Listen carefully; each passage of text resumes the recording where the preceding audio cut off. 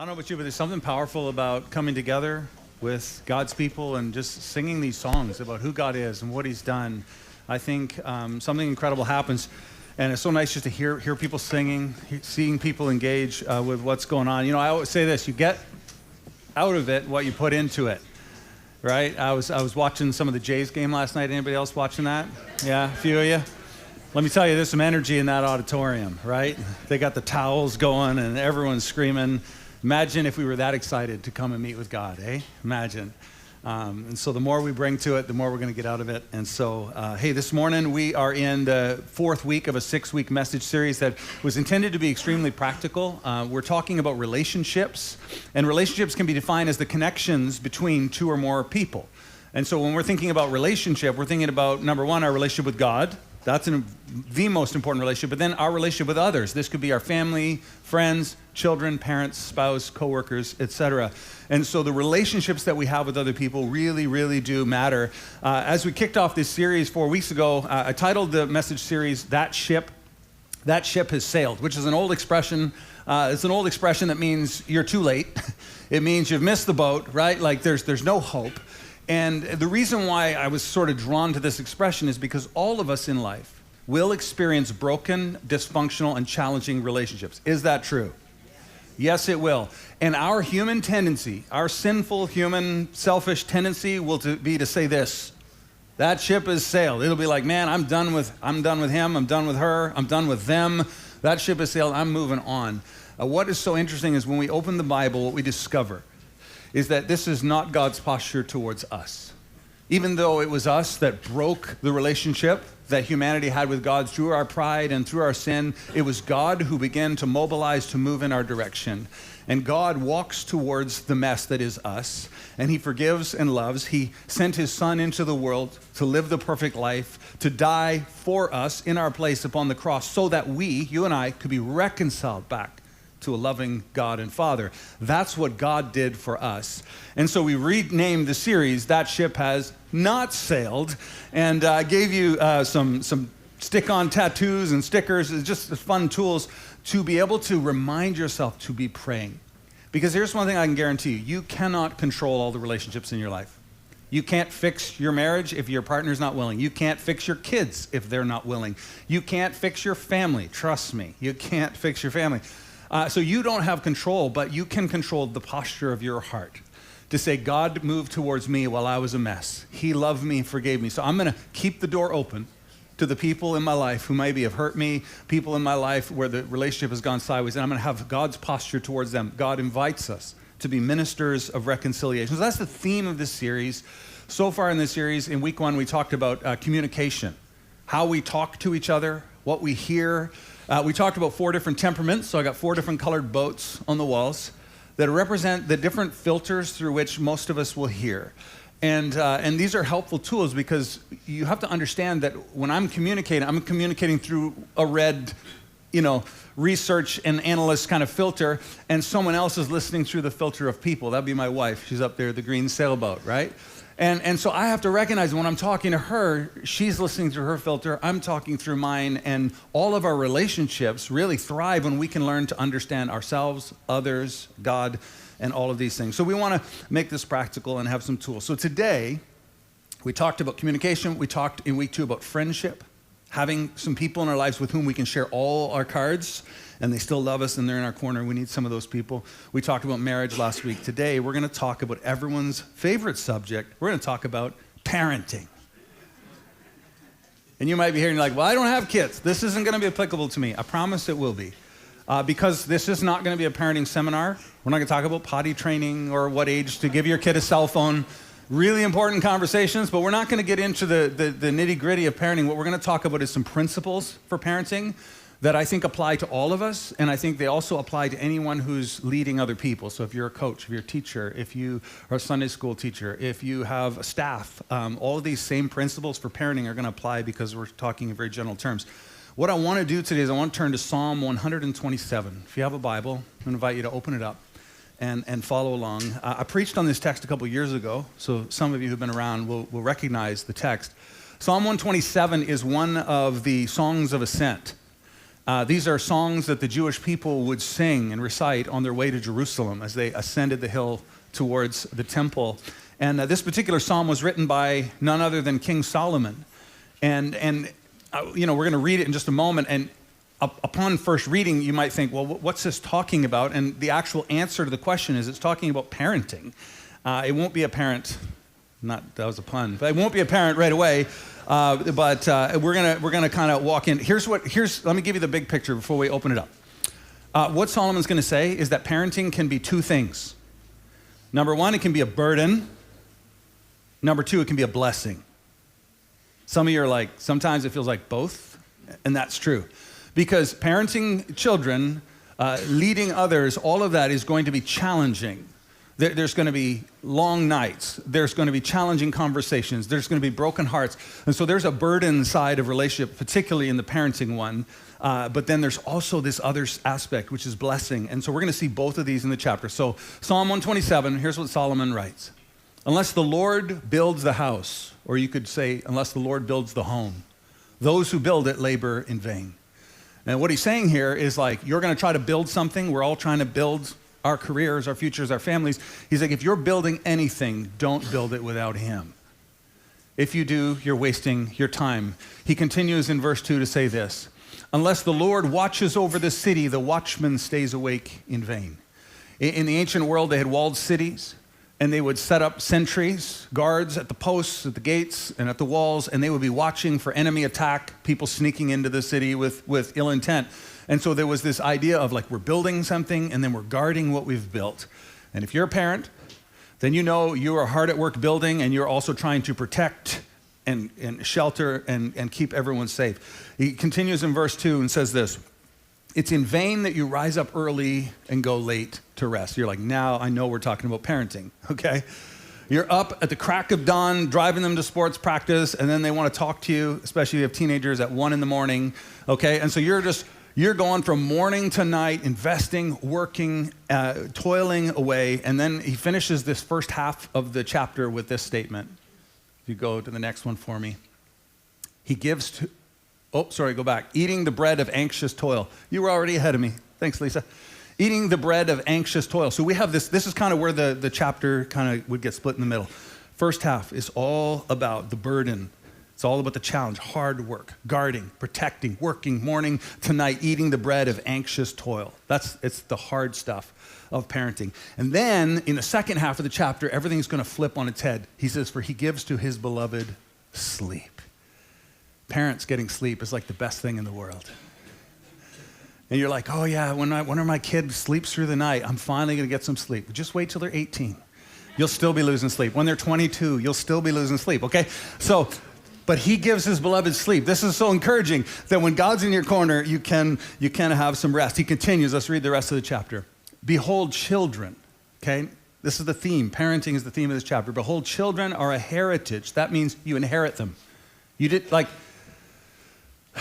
might have a car and you worked hard to earn the car, but what the scriptures teach is that children are an inheritance. God gives them to us. It's not your work. It's God's blessing upon your life. The fruit of the womb is a reward. It's a reward. A reward is something that you get from God. Like arrows in the hand of a warrior are the children of one's youth. That God's intention is for our children to grow up and to bless us and to bless the world, and we get to send them out, okay? That's all kind of here. And then finally, he wraps up the chapter by saying this, blessed is the man or the woman who fills his quiver with them, with children. He shall not be put to shame when he speaks with his enemies in the gate, okay? And so what this is talking about is like you're at the gate, your enemies are there, there's all this stuff, and your kids are actually honoring you and blessing you, and you, yeah, it's this beautiful picture. Now, reading this text, you might go, okay, that's all good, Nathan, that's wonderful. As I was studying this week, it dawned on me as I stared at it, because I'll often just stare at a text, and pray over it. And I'm looking at it, and I'm like, oh, wow, this entire chapter is what's called a chiastic structure. Anybody here ever heard of that?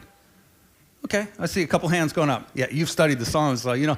Chiastic, ancient literature, there's a lot of chiastic structure, and this is a type of literary work that basically builds a case and then flips it on its head and deconstructs the case. And what is in the middle is so important. So here, this is what it would look like. A chiastic structure is like A is a statement, and then B and C, and they're building upon each other. And then C gets flipped on its head, and it walks its way back out. Jesus uses a chiastic structure when he says, the Sabbath was not made for man. Sorry, man was not made for the Sabbath, but Sabbath was made for man. He's going A, B, B, A. He's flipping it on its head. That's a chiastic structure. So we find these all over the Bible. And this entire chapter is a chiastic structure. So let me show it to you, okay? We'll throw on the next slide, okay? On the one side, we got burden in the first half, blessing in the second half of the chapter, okay? The first thing he talks about is building a home and guarding at the gate. So you're like trying to protect. And the last, so the first and the last verses, okay? The last is that you're blessed in front of your enemies at the gate because of your children. So on the one hand, you're trying to protect your children from your enemy, and at the end, your kids are honoring you in front of your enemies. So this is like this beautiful reversal. Then as you move towards the center of the chapter, you have the working hard, toiling from morning to night. And so you're doing all the work. And on the other side, you're receiving a gift, a heritage, and a reward from the Lord. So this is the two aspects of parenting, right? Working hard and receiving a gift from God. Finally, at the very center of the chapter, we have these two key terms. One is anxiety. Trying to do it. And on the other side is sleep. He gives sleep to his beloved. And so what you see is you could literally draw a line right through the middle of the chapter, and everything's like a mirror image on both sides. And at the very center is the big idea, and it's this: do it with God. Parent with God. Invite him into your home, invite him into your family. That's the big idea today. I want to encourage you to invite God into your family. It'll come up on the next slide here. Invite God into your parenting. Can we all say that together? Invite God into your parenting. You're like, I'm not a parent. Invite God into your marriage. I'm not married. Invite God into your friendships, right? I don't have any friends. Invite God into your career. Like the whole idea, the premise is the same no matter where you go. You're inviting God in. You're inviting God in to everything that you do. Why would we invite God in? Well, there's a lot of reasons for that. One, because anything we build without him is in vain. That's one reason. But you know, when my wife and I have 4 children, our oldest, and 2 older ones in the 20s, early 20s, and 2 teenagers. And you know what's so fascinating is I remember the first time I held each one of my children in my arms. And some of you are flashing back right now to your own kids. I remember holding those kids in my arms, and every time I had the same experience. It was like, I can't believe how much I love this little human being that I just met for the first time. I cannot believe how, like, I would die for this kid. It was just like this overwhelming sense of love for this kid. And I remember thinking to myself, I love this kid more than any other person loves this kid. And then I watched my wife hold the kids, and I realized that I actually loved our kids the second most. She loves them even more than I do. And I'm like, okay, fine, I'm second. I love them second most. It was later on in my parenting as a few of our kids got into the teen years and challenges arise, as they always do. No perfect parents, no perfect kids. We're all going to have struggles. And I just remember walking through a challenging season with a few kids. And at one point I was praying to God, because I think that's what we should do, invite God into our parenting. And I was just praying, and I was like, God, like, don't you care? I was kind of like, being that guy. It's like, God, don't you see the trouble? Why aren't you doing something about this? Because when your kids are little, you control everything. You control what they do, what they wear, especially when they're really small, what they eat, when they go to bed. And as they get older, they have a mind of their own, and they have to exercise their will and discipline. And so it becomes very challenging. When do you step in, when do you don't? That's a whole nother topic. But I remember just watching this struggle and being, God, don't you care?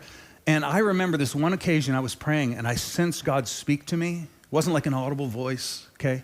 It was like in my heart, I sensed God saying, I love your kids more than you do, right? And I stopped, and I was like, and it was as if God was like, I made them. I crafted them in their mother's womb. When you're not there, I'm still with them.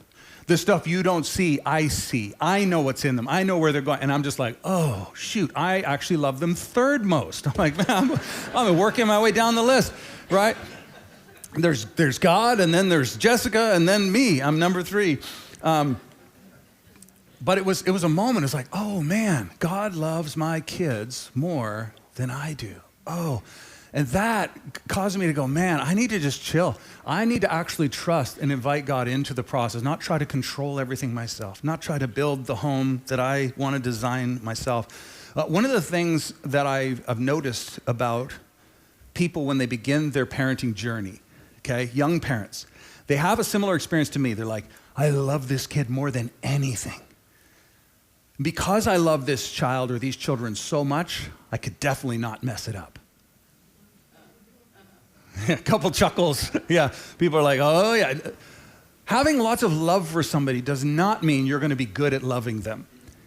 And I'll tell you something, it's amazing to me how most people in this room, if you were like going to hire an engineer to build a skyscraper for you, you would want somebody who's taken some classes, who's maybe learned about, because if they're building a skyscraper out of wood, you're going to have a problem.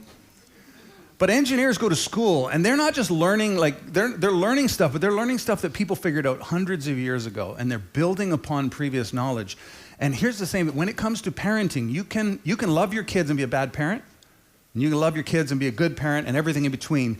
But the goal here is that we would grow in our knowledge, grow in wisdom, that we would be able to take that love that we have for them and translate it into practical things that actually helps our kids develop. It's always interesting to me how, again, young people, when my wife and I had our first kid, we're like, we just love this kid. We're going to figure it out. Why not read a book? Why not talk to somebody who's been there? 100 years ago, most young parents who were beginning, they had grandparents in the home who had done this before, that could actually share with them wisdom, like, no, that's not a big deal, leave it alone. Like, they would just know stuff, so you don't have to make all the same mistakes every generation. And so there was this generational wisdom, and of course in our culture that's largely gone. But that doesn't mean that you can't invite someone who's been there to speak into your life. And if there was one tip I could give you as a parent, no matter whether your kids are little, or you're thinking of having a family, or your kids are in their adult years, find someone who's been where you're at and learn from them. You will figure it out by trial and error, but you don't have to. I read this statement about a year ago. It's stuck with me ever since. Amateurs learn by trial and error. Professionals get coaching. Isn't that interesting? Like, Connor McDavid is probably the best hockey player alive, one of the best skaters alive. He has a skating coach. He has a nutritionist. He has people in his corner watching what he does, giving him advice. And yet, most of us are like, I love my kid, I'll figure it out. No, you need to invest in this. It's something that you can become better at. Again, today's not a parenting seminar, so I'm just going to touch on some big picture ideas. But like after March break in our spring semester for small groups, we're going to actually have a full-on parenting course. And so if that's something you're interested in diving into, learning, getting into roundtables with others and learning together, we'll do that. So for today, what I want to do is I want to turn to Ephesians chapter 6, and I'm going to share one passage of scripture here from Paul the Apostle. Let me remind you, the Bible is not a parenting manual. Like, I've read it from cover to cover, and there's not like an entire book of the Bible that's like, here's how to parent your kids, here's how to discipline them, here's how to teach them to read, here's how to potty train them, here's how to, and all that stuff is not there. But the Bible is full of timeless truths from God, right? On how we're to love, how we're to forgive, how we're to use self-control, how we're to care for and invest in the next generation. All of that is there if we're willing to go and look for it. Ephesians 6, Paul writes to the church, and he's going to address parenting in a few verses. And he says this. He starts with the children. Interesting. He says, children, obey your parents in the Lord, for this is right.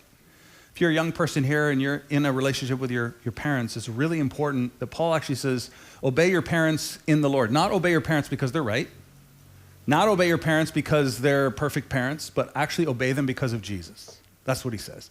Just like he says to husbands, we learned last week, love your wives as Christ loved the church. Love your wife because Jesus loved you. Love your wife the way Jesus has loved you. And he's like, children, obey your parents in the Lord, for this is right. Then he quotes the 10 Commandments. Honor your father and mother. This is the first command with a promise that it may go well with you and that you may live long in the land. He's saying, children, if you will honor your parents and do what's right for God's sake, God will bless you. God will bless you. See, we can't control the other relationships, the other people in our life, but we do have a lot of control of what we do. And so he says, God will bless you if you'll do it his way. Finally, he talks to the fathers. And I'm not sure why he addresses fathers, but not mothers. And he says, fathers, do not provoke your children to anger. My wife tells me I do this sometimes. Just stir the pot, just say the thing that gets everybody riled up. And he's like, fathers, you can do it, but you shouldn't do it. Here's what he says that fathers are to do. Bring them up. Can we all say that together? Bring them up. Bring them up in the discipline and instruction of the Lord. In other words, Paul says your goal as a parent is to bring your children up, to help them grow in faith, to help them grow in love, to help them grow in maturity, to help them grow in self-control. And as parents, this is the goal. And so I would say this, the question that every parent should be asking, no matter where you're at in your parenting, is how can I help my children grow? How can I help my children grow? Not how can my children make me look good? Okay, that's not the goal. How can I help my children grow? Sometimes parents like to get on the front and snowplow and clear the way so their kids don't have any challenges, and that makes life easy for them, but does it help them grow? Maybe not. And so the goal is to help our children grow, to become men and women of God, to become people who are selfless and generous and love others and follow Jesus. I think when it comes to parenting, there's lots of extremes, but the one that I see the most common is what I would say authoritarian parenting, right? This is like parents are like the master and the kids are the slaves, right? And it's like, you got to do this and you know, and it's pretty aggressive. So there's on this extreme. On the other side, way over here would be permissive parenting, where instead of the parent being the boss and the kids being the slave, it flips. The kid's the boss and the parents are the slaves. And the kid goes, yeah, I want that. And they go, yes. And they run and do it. And the truth of the matter is, like, most of us fall in our parenting somewhere in there. Like, I lean towards authoritarian. It's the way I was raised. Like, kids should be seen and not heard, right? You do the right thing because, and dad says, and you know, it was very much like that. And what I had to learn is I have to move towards grace, because Jesus came full of truth, right and wrong, and grace, forgiveness and love and acceptance. And the truth of the matter is, as we parent, our parenting should be relational. It should be right in the middle of truth and grace. We do have to be the parents. You do have to correct your kids. You do have to, there has to be right and wrong. There has to be rules and punishments, but there also has to be love and acceptance so that our kids aren't filled with guilt and shame. And it's so hard, and all of us are finding our way through it. So what I wanted to do today was just give you four quick things, 4 gifts that you can give your children. And again, if you don't have kids, these are 4 gifts you can give to those you lead, okay? This can apply in many different ways. The first gift, and I think this is the most important, that you can give your children is an example to follow.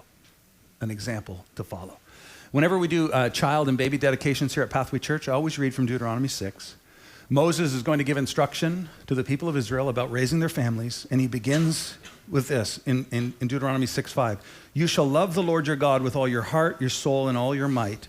These words I command you shall be on your heart. You shall teach them diligently to your children. Moses, like, the most important thing you can give to your kids as a parent is a faith of your own. That if you love God, the chances of your kids loving God will go up substantially. I've noticed that kids don't do what you say, they do what they see you do. And I think we fail to recognize sometimes that, like, we live our lives, and as we live our lives, we're setting a pattern for those in our household, okay? I talk to people and they'll say to me, you know, they're teenagers, and they're like, my dad is just like this and I'm never gonna be like that. Or my mom, she's just so anxious, but I just like to be carefree and I don't wanna live with anxiety. And then I talk to them 10 years later and they're like, I'm just like my dad. I'm just like my mom. They didn't wanna be, they fought against it, but why? Because that's the pattern that they followed.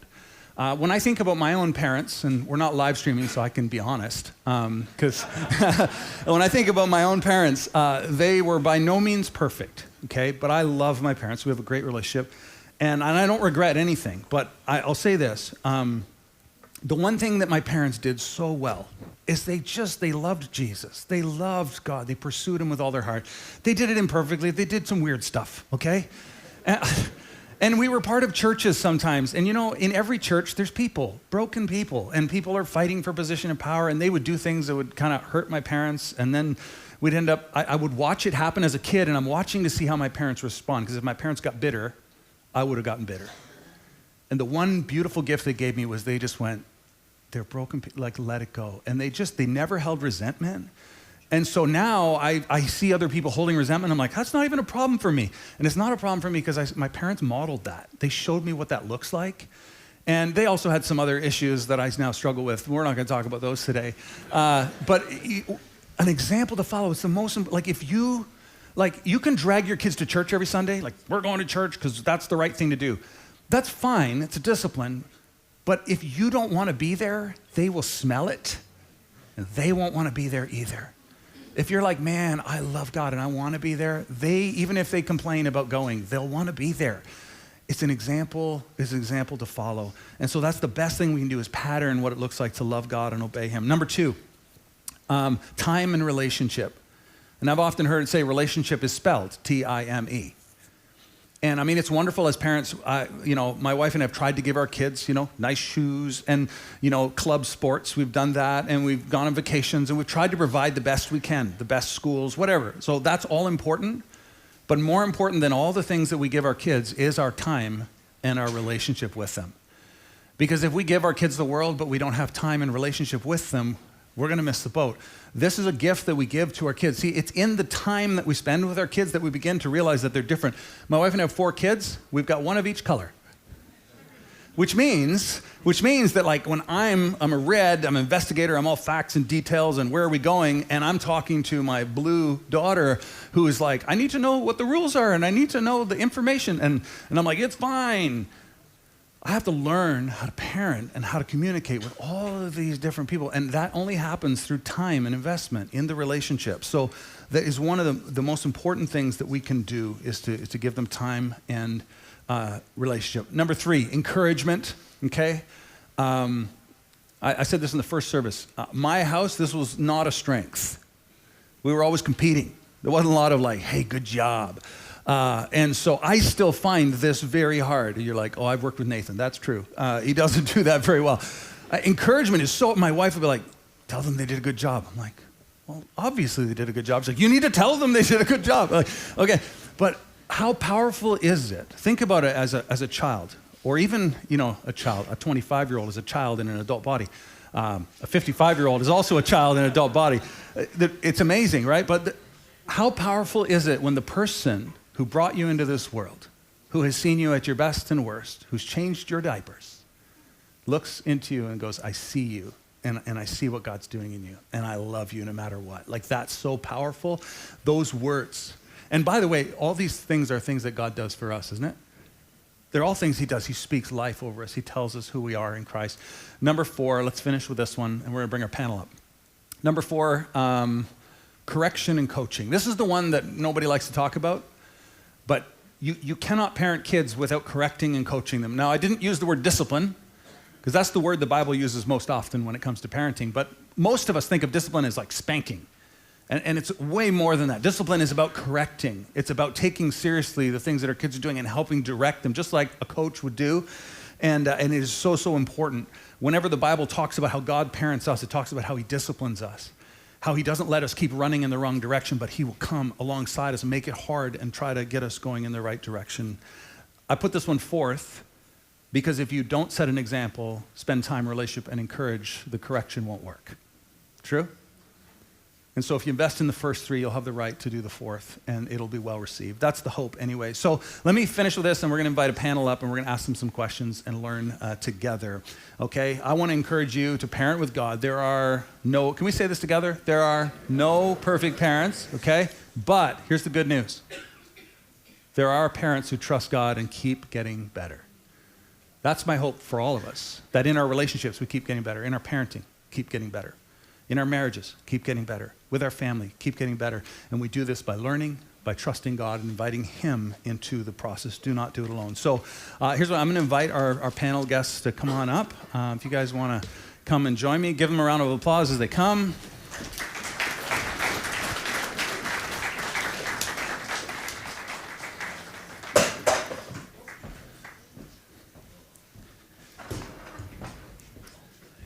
There we go.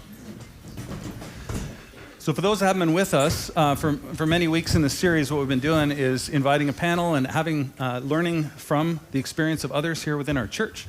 And so we wanted to do that again this morning. And so I've invited two sets of parents. I had also at one point tried to include another set of parents that represents a blended family, okay? Because we have 2 nuclear families here, but many people are parenting on their own. Many people are trying to parent in a blended situation. Sometimes there's grandparents raising kids. But I think the principles and the things we're talking about apply to everyone. So really excited to have Chad and Madison and Henry and Lorraine here to share a few questions. So I'm going to start just by asking you guys to introduce yourselves, how many children you have, what stage of parenting you're at, and then we'll go from there. Hi, I'm Henry, and my husband Henry, or I'm Lorraine. I'm not nervous. Yeah. So my husband Henry and I we have 3 daughters, and they're 30, 32, and 33. We intentionally wanted our kids to be close together in age, and they're all thankfully girls too, which that was God's doing. But so we actually thought that them being close in age and same gender would be very same. But anyway, we have 3 grandchildren, and they live in Nova Scotia.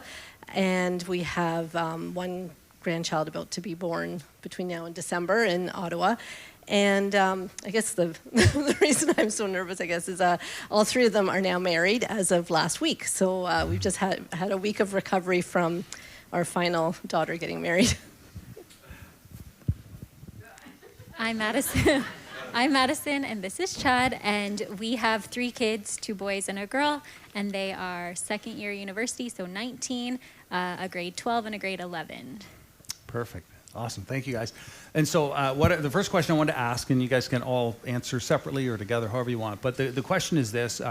What surprised you most in your parenting journey? Okay, so somewhere along the line you probably went I didn't see this coming. I didn't expect that or to be like this. So share with everyone kind of maybe one of those moments. I have 2, but the one is kind of the funny one, 3-year-olds. I was sailing through the 2-year-old stage, and all of a sudden woke up one day to a 3-year-old and was like, who is this child and what happened?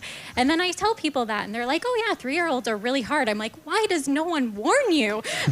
So for you who are coming up, there you go. But also my one is that how much I am enjoying the teenage stage, which I did not expect. Teenagers aren't really my jam. So I'm just really enjoying it. It's really hard and tiring, but I'm actually very surprised how much I enjoy it. Mine's kind of funny a little bit as well, because Madison always says that I'm not a very emotional person, and she always says that I have one feeling.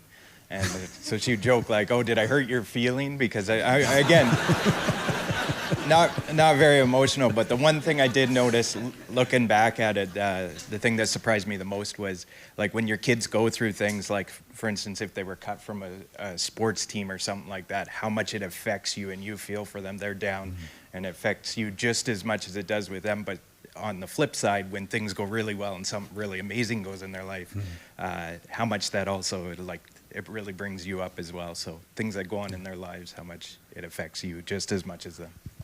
That's so true. How as I talk to people who have adult children, in their 40s, even 50s, they still feel the decisions they make. They still feel when they're going through crisis.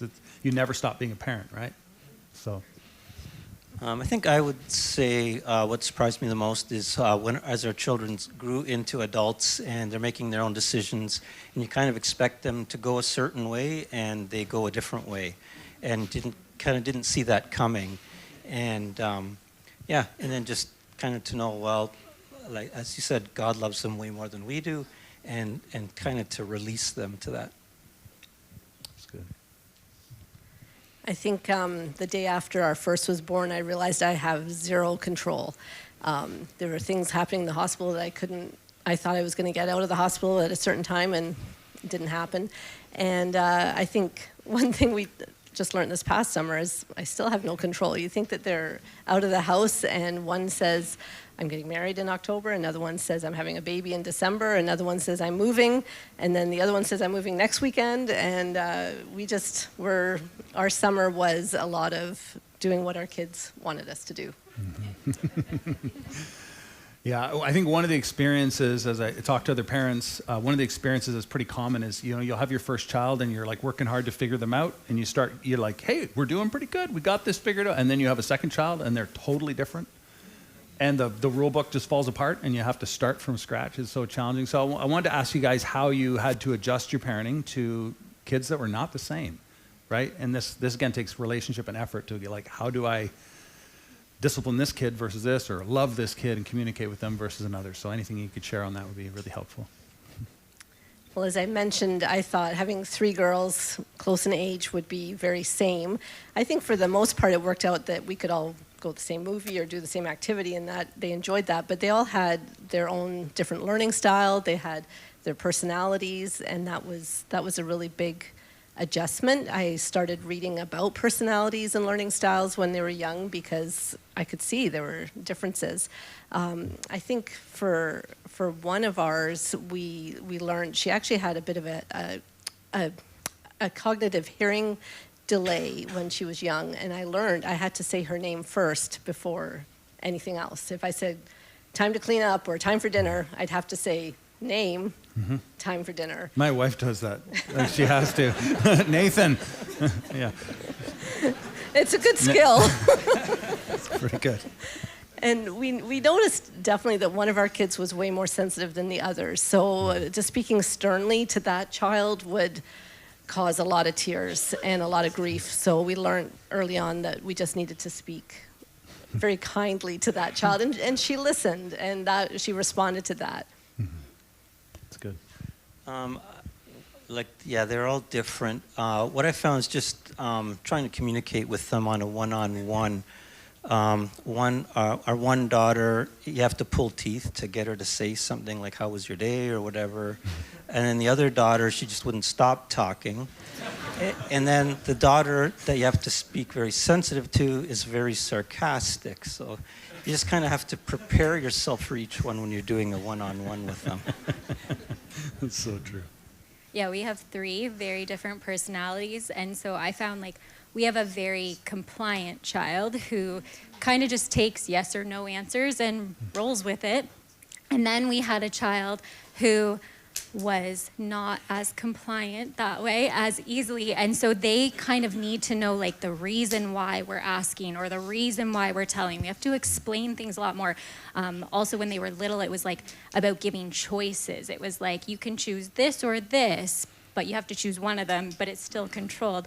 And then we have another child who we found they kind of need to learn on their own. They need to make some mistakes. They need to try these things out, still trying to keep it in a nice, controlled, safe setting, but kind of releasing the reins a little bit more, or else they're going to kind of push against it more, I think. I don't know. So, yeah, we definitely have 3 different ones.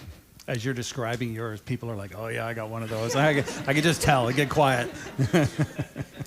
I feel like this service is maybe a little bit harder because our kids are in this service. and I'm about to give up our playbook a little bit, and so maybe that's not good. But something we do, it's like we all say that all your kids are different. You have to parent them a little bit differently.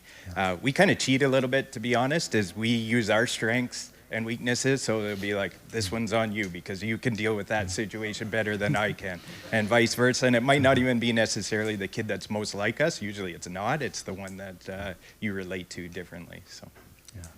Yeah, that's really good. And it's true. If you're a single parent, you may have to have a grandparent, a friend, a coach, someone else step in on some of those conversations to help you where you may have where it may not be your strength, right? So surrounding yourself with the right people, you can still do a fantastic job with that. So that's so good. I wanted to end with this question. I really think that unless the Lord builds the house, labor in vain who build it. And I know you guys have raised your kids in a house that you pointed your kids to Christ and tried to model that to the best of your ability. No perfect parents, but you've done that. And I wanted to ask you, what are some of the ways that you've tried to point your kids and be an example to them as far as faith and doing that as a family, bringing faith into your home? How have you been able to do that or tried to do that? Yeah, you were the 4 points you had there.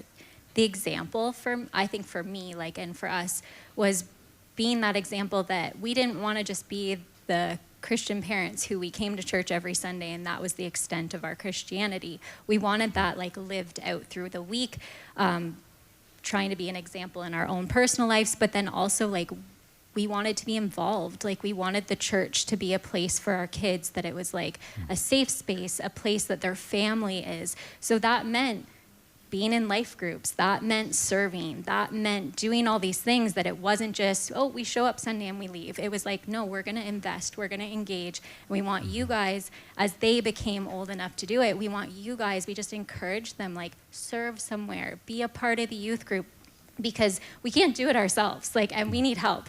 And so there's so many people from this church community that are helping us, like with our kids. So I think that was our testimony. Yeah, and Madison pretty much touched on all of it. The one thing I would add is like just be real. Like you're gonna screw up. Like it's trial and error as a parent. Same with the kids. It's trial and error, and it's just growing up. And you just got to be real. I'm gonna screw up. You're gonna screw up, and we're gonna do the best to turn to God and move and grow as a family, right? So good. I'm just going to stick with the example. I think I had a really good example with my own parents. They didn't preach to me, they just lived it. My parents would pray together. I would see my dad reading his Bible. I would see him getting his tithe ready on Sunday morning. And he didn't say, well, you should do this. He just did it. And I think we tried to do the same with our kids. Lorraine would pray with the kids in the morning before they went to school. We would talk about, well, what had happened at church, at Sunday school when they were older. What did you hear in the service? What did you think of that? And yeah, just tried to live it, and hopefully they catch it. And I guess I think we had our family attend previous churches because honestly Pathway wasn't born until our kids were almost finished high school.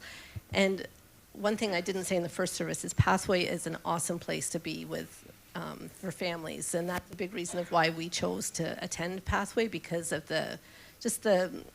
there's a real goal of raising our kids to become closer to God, and we really wanted to be a part of that. And it's really exciting to see like your kids that we've known since they were tiny and see them leading now. So Pathway's done a really good job. But I think for us, even in our previous churches, we had people that surrounded us, and we had people that actually loved our kids even though they didn't have to. They weren't related to them. They loved them because they loved God and they loved our kids. And that mentor relationship is something that is really, really important for the kids. And by coming to church every Sunday, by being involved, those relationships happen. And Henry and I have tried to do that for other kids as well. Like we just saw how important that was to our kids, that we want to do that for other kids too. That's awesome. Thank you. Yeah, I think that's everything you guys said was so helpful. I know for my wife and I, like the people of our church have invested in our family, and seeing the church surrounding families and supporting parents, because parenting is hard. It's hard work, and none of us should do it alone. And something powerful happens. My wife and I got to have dinner this past week with a younger couple that invested in our kids through their teen years, that were an extra voice to really direct them towards God. What a powerful thing it is. So thank you for those of you who serve our family ministries and invest in the next generation. It means so much. So thank you. I guess here, I'm going to give you a couple announcements, and then I'm going to ask Henry to pray, and then we're done. Okay? So here's the announcements. If you're a guest with us, we'd love to connect with you at the welcome table. It's so important for us to be able to get some feedback from you, and we have a gift for you. It just helps us to thank you for being here and to learn about your experience. Also, you heard all the announcements earlier. I guess it was on Friday, we sent out a financial update, ministry update, like here's how things are going. It was 5 months or so since the last one, so if you got that by email, hopefully, if you have any questions, please feel free to ask away. I'd love to answer those. If you didn't get that email and you're like, I want to know what's going on, you can go to our website and just go to our Give tab, and there's a link to the update, so you can read all about what's going on in the ministry. So I think that's it. Next week, we have 2 more weeks left in the series. Next week, we're going to talk about boundaries, the importance of boundaries, setting them up, how to have boundaries in our life. I think that's really key to healthy relationships. So excited about that. So I'm going to ask Henry, who is wearing a Jays shirt, so that's why he gets to pray. We appreciate that. But yeah, we'd love to have you just pray for the families of our church and just close us out. Heavenly Father, thank you for this morning, for the things that we could hear and learn. Thank you for the families that you have put us in, for our children, for our parents, the examples they have been to us, and that we can be examples to them. Thank you that you are the perfect parent, and you showed us a way how we could learn and grow in our parenting. We thank you for Pathway Church and for all the people who volunteer to work with the kids and to help them to take a step closer to Jesus. We just pray that you be with us the rest of the day, help us to enjoy it, and to be a blessing to those around us. In Jesus' name, amen. Amen. Amen.